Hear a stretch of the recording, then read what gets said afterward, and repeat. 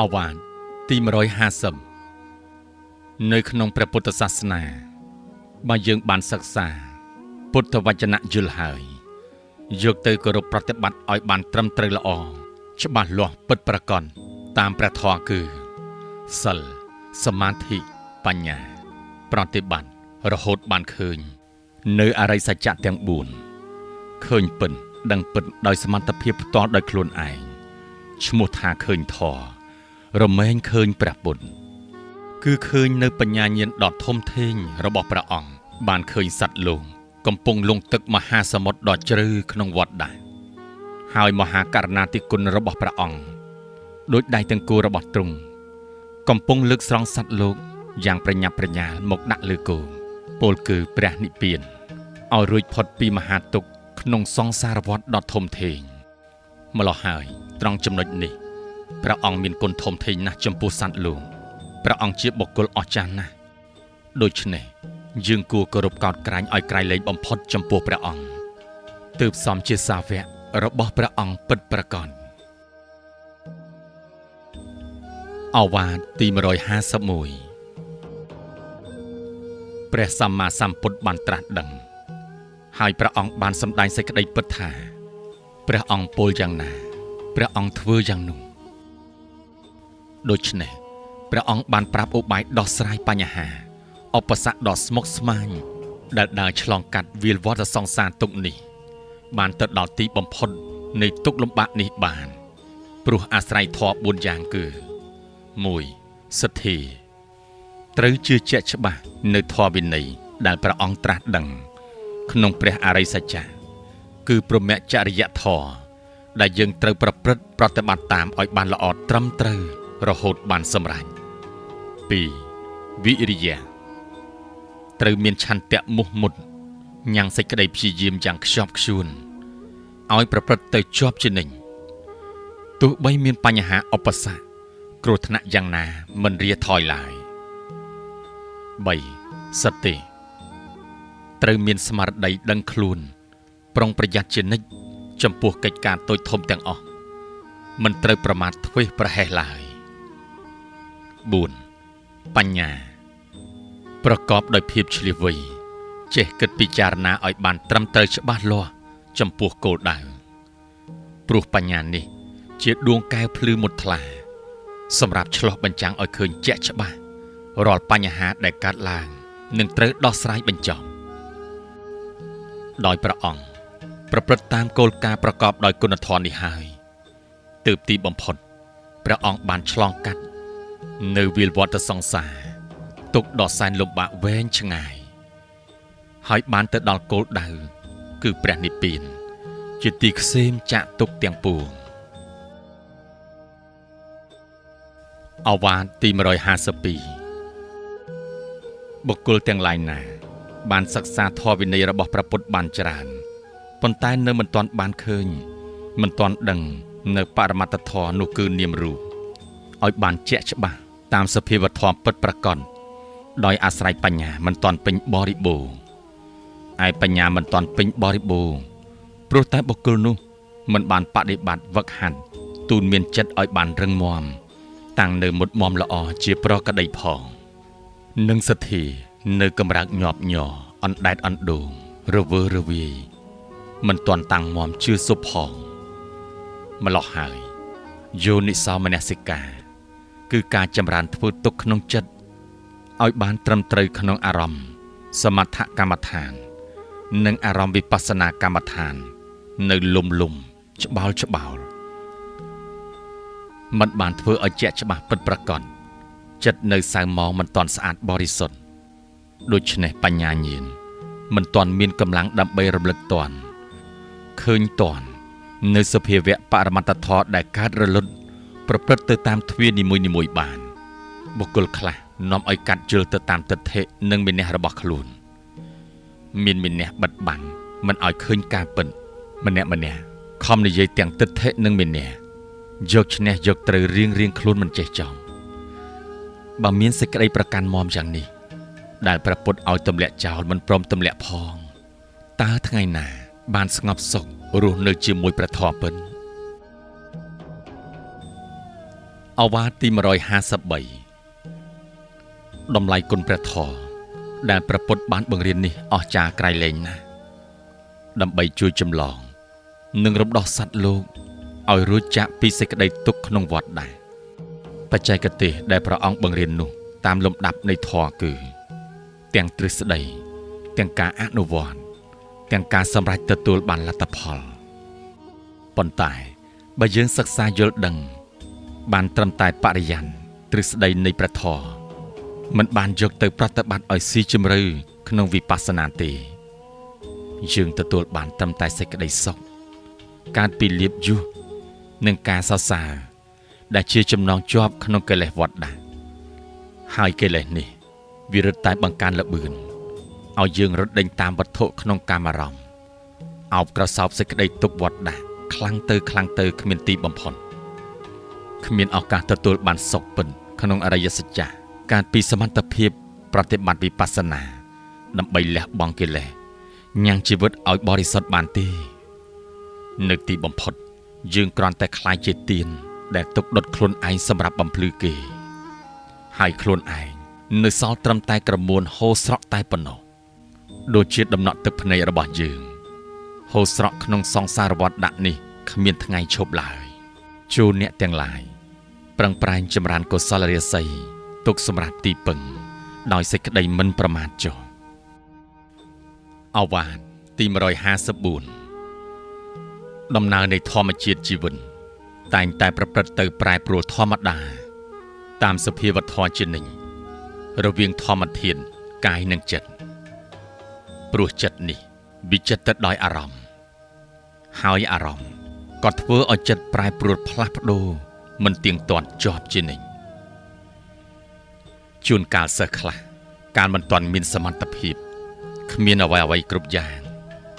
សំដីពាក្យទូនមានរបស់គ្រូពោពេញដោយខ្លឹមសារដ៏មានន័យមានតម្លៃណាស់ពេលណាសិស្សខ្លះមានសមត្ថភាពមានអ្វីគ្រប់យ៉ាងសំដីគ្រូកាន់តែអស់ន័យអស់តម្លៃពេលខ្លះក្រោយពីសិស្សត្រូវបាត់បង់អ្វីគ្រប់យ៉ាងដោយសារតែអំនួតដោយសារតែមេនះនឹងការប្រមាថធ្វេសប្រហែសភ្លេចប្រភពដើមគ្រានោះឯងហើយទើបនឹកឃើញសម្ដីគ្រូពិតជាត្រឹមត្រូវមានន័យមានតម្លៃមែនទោះបីស្ថិតនៅក្នុងកលៈទេសៈណាក៏ដោយទឹកចិត្តនិងគុណធម៌គឺជាដួងព្រលឹងរបស់គ្រូគ្រប់រូបសម្រាប់ផ្ដល់ជូនសិស្សមិនចេះរីងស្ងួតឡើយអវាទទី155ការចម្រើនសមាធិគឺជាកិច្ចមួយដែលមានសារៈសំខាន់ណាស់ដើម្បីព្យាយាមប្រឹងប្រែងវឹកហាត់បណ្ដុះសមត្ថភាពផ្លូវកាយចិត្តឲ្យបានរឹងមាំនិងប្រកបដោយសតិបញ្ញាឆ្លៀសវៃដើម្បីលះបង់អសកម្មផ្លូវកាយចិត្តដែលជាអវិជ្ជមានកើតឡើងពីឥទ្ធិពលនៃកិលេសគ្រឿងសៅហ្មងតែងតែបៀតបៀនរំខានក្នុងដំណើរជីវិតដោះស្រាយបញ្ហាមិនចេះចប់ព្រះពុទ្ធត្រាស់ដឹងព្រះអង្គបានប្រាប់បញ្ហាដ៏ធំនៃជីវិតនោះគឺមាននៅខាងក្នុងខ្លួនយើងនោះឯងមានលោភៈទោសៈមោហៈកិលេសទាំងអស់នេះជាមន្ទិលសៅហ្មងស្មុគស្មាញខាងក្នុងផងជាអម្រិតខាងក្នុងផងជាសត្រូវខាងក្នុងផងជាពេជ្ឈឃាតខាងក្នុងផងជាបច្ចាមិត្តខាងក្នុងផងជាគ្រឿងពុលខាងក្នុងផងនិងជាគ្រឿងស្រវឹងញៀនឲ្យវង្វេងខាងក្នុងផងដូច្នេះហើយបានព្រះអង្គដាស់តឿនរឿយឲ្យខំប្រឹងប្រែងចម្រើនសមាធិវឹកហាត់កម្លាំងកាយចិត្តនិងសតិបញ្ញាឲ្យឃ្លាវខ្លារឹងមាំ